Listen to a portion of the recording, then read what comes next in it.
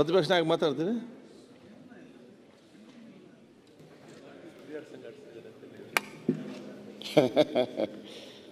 ಸನ್ಮಾನ್ಯ ಅಧ್ಯಕ್ಷರೇ, ನಾನು ಮೊನ್ನೆ RCB ನಡೆದಾಗ ಸನ್ಮಾನ್ಯ DK ಶಿವಕುಮಾರ್ ಅವರು ಕನ್ನಡ ಬಾವುಟವನ್ನು ತೆಗೆದುಕೊಂಡು ಆ ಪ್ಲೇಯರ್ಸ್ ಕೊಟ್ಟು ನಾವು ಕನ್ನಡ ಕನ್ನಡ ಕನ್ನಡ ಅಂತ ಹೇಳಿದರು. ಇವತ್ತು ಆ ಗ್ರೇಟರ್ ಬೆಂಗಳೂರು ಹೆಸರಿಗೆ ನಂದು ವಿರೋಧ. ಯಾಕೆ ಬೇರೆ ಹೆಸರು ಸಿಕ್ಕಿಲ್ವ ನಿಮ್ಗೆ ಕನ್ನಡದಲ್ಲಿ? ಕನ್ನಡದ ಡಿಕ್ಷನರಿಯಲ್ಲಿ ಬೇರೆ ಹೆಸರೇ ಸಿಕ್ಕಿಲ್ವ ನಿಮ್ಗೆ? ಅಷ್ಟು ಗತಿಗೆಟ್ಟು ಹೊರಟತ್ತ ಕನ್ನಡ. ಯೋಚನೆ ಮಾಡಬೇಕಲ್ಲ ನೀವು. ಬೀಳ್ತಾರ ಹಿಂದೆ ಬೃಹತ್ ಬೆಂಗಳೂರು ಮಹಾಪಾಲಿಕೆ ಇತ್ತು. ಯಾರು ಬೈದಿದ್ದಾರ ನಮ್ಮನ್ನ? ಅದೇನೋ ಗ್ರೇಟರ್ ಬಿಡಿ, ಬೆಂಗಳೂರು ವಾಟರ್ ಬೆಂಗಳೂರು ಔಟಿದೆ, ಅದು ಬೇರೆ ಪ್ರಶ್ನೆ. ನಿಮ್ಮ ಗ್ರೇಟರ್ ಬೆಂಗಳೂರು ಹೆಸರನ್ನ ಯಾಕೆ ಇಡಕ್ಕೆ ಹೋಗ್ತೀರಾ ಇಂಗ್ಲೀಷ್ನೇ? ಮಹಾನ್ ಬೆಂಗಳೂರು, ಮಹಾ ಮುಂಬೈ ಮಾಡಿದಾರಲ್ಲ. ಅಲ್ಲಲ್ಲ ಅಲ್ಲ ನೀವು ಇಲ್ಲಿ ಕೂತ್ಕೊಂಡು ನಮಗಿಂತ ಸ್ವಚ್ಛವಾಗಿ ಕನ್ನಡ ಮಾತಾಡ್ತಾ ಇದ್ದೀರಾ. DK ಶಿವಕುಮಾರ್ ಅವರು ಕನ್ನಡನೆಲ್ಲ ಮುಳುಗಿಸೋತಾವ್ರೆ. ಬೇಕಾಗಿತ್ತ ಈ ಬಿಲ್ಲು? ನೋಡಿ, ಇದು ಅವರು ಆ ಗ್ರೇಟರ್ ಅನ್ನೋದನ್ನೇ ತೆಗೆದಾಕ್ಲಿ. ಬೇರೆ ಕನ್ನಡ ನಿಮ್ಗೆ ಗೊತ್ತಿಲ್ಲ ಅಂದರೆ ನೀವು ಗೌರ್ಮೆಂಟ್ ಸ್ಕೂಲ್ ತಾನೇ ಓದಿರೋದು?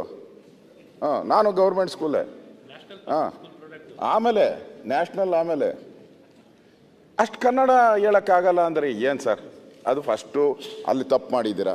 ಎರಡನೇದು, ಈ ವಿಕೇಂದ್ರೀಕರಣದ ಆಶಯ ಏನಿದೆ ಅದಕ್ಕೆ ಕೊಡ್ಲಿ ಪೆಟ್ಟಾಗ್ತಾ ಇದ್ದೀರಾ. ಸ್ವಾತಂತ್ರ್ಯ ಏನು ಕೊಟ್ಟಿದ್ದೀರಿ ನಾವು ಕಾರ್ಪೊರೇಷನ್ಗೆ, ಅದನ್ನು ಹರಣ ಮಾಡ್ತಾ ಇದ್ದಾರೆ. ಸ್ವಾತಂತ್ರ್ಯ ಹರಣ ಕಾರ್ಪೊರೇಷನ್ಗೆ. ಸ್ವಾವಲಂಬಿ ಆಗಬೇಕಾಯಿತು ಕಾರ್ಪೊರೇಷನ್ನು. ಸ್ವಾವಲಂಬಿಯಾಗಿ ತನ್ನ ಕಾಲ ಮೇಲೆ ತನ್ನ ಟ್ಯಾಕ್ಸ್ ತಗೊಂಡು ನಾವು ಬದುಕಬೇಕಾಯಿತು. ಅದಕ್ಕೆ ಪರಾವಲಂಬಿ ಮಾಡಿಬಿಟ್ರಿ. 5 ಕಾರ್ಪೊರೇಷನ್ ಮಾಡಿ 5 ದಿಕ್ಕುಗಳು ಮಾಡಿದ್ದೀರಾ ಅಧ್ಯಕ್ಷರೇ.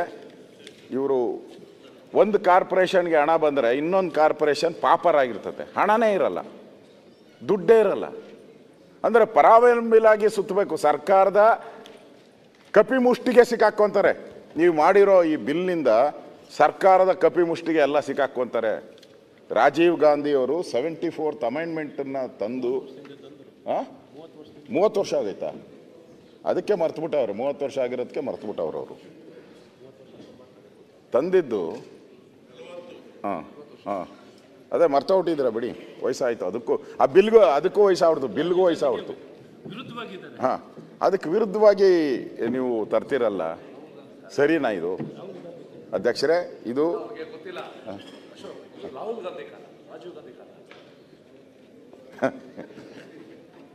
ಯಾವ ಕಾಲನೋ DK ಶಿವಕುಮಾರ್ ಅವ್ರಿಗೆ ಬಿಲ್ ಬಗ್ಗೆನೇ ನಾನು ಮಾತಾಡೋದು.